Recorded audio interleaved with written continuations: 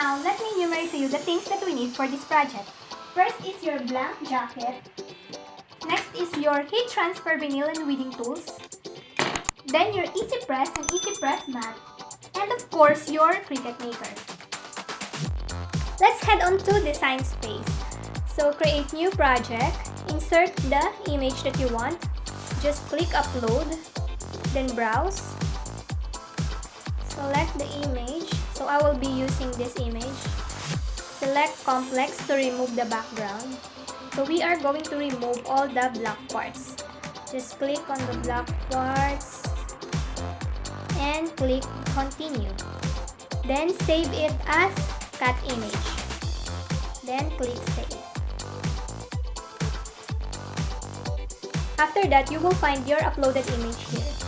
Select that image and insert it to your canvas. So the size of my HTV is 10 inch by 12 inch. So I will maximize the size. I'll be removing this space. So to separate these two characters, just click, select all, then click slice. And there you have it. You can now move it separately. So to those who's asking the meaning of this, how you read this one is Tobe, means to fly. Yes. So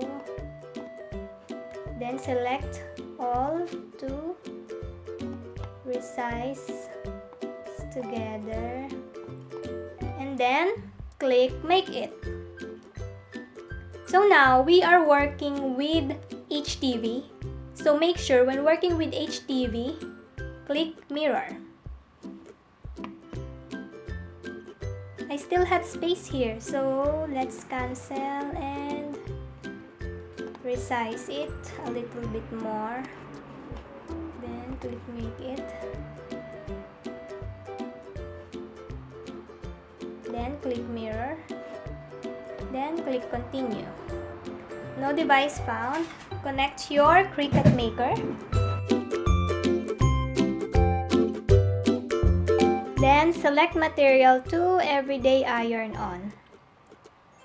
It also says here that make sure mirror is turned on and iron on material is face down, shiny side down. So I'll be adding more pressure to make sure it cuts well. And let's load our mat. I'll be using light grip mat. And it says that make sure that this shiny side facing down. Use a scraper to make sure that it's fully attached. Then let's load it to our machine and press Cricut C button to start.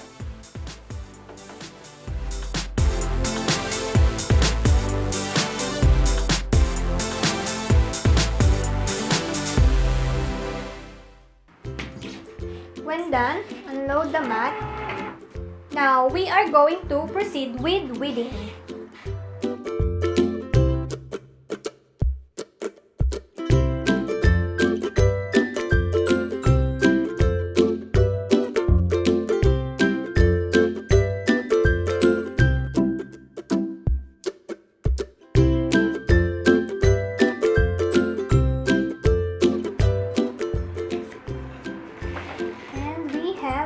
Design.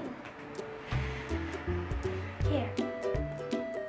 Okay, I forgot to weld the design so that the position will not change, because here, this should be in this side and this one should be in this side. So let's just cut it out and put it in the jacket separately.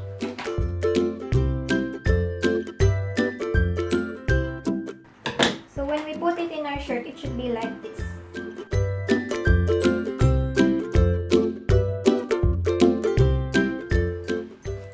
Preheat the surface and the back side also.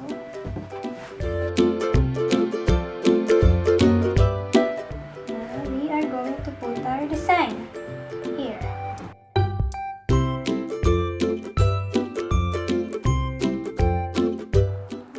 let's start heating.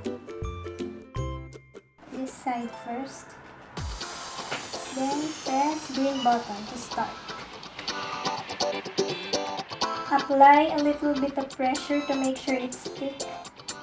And this side also.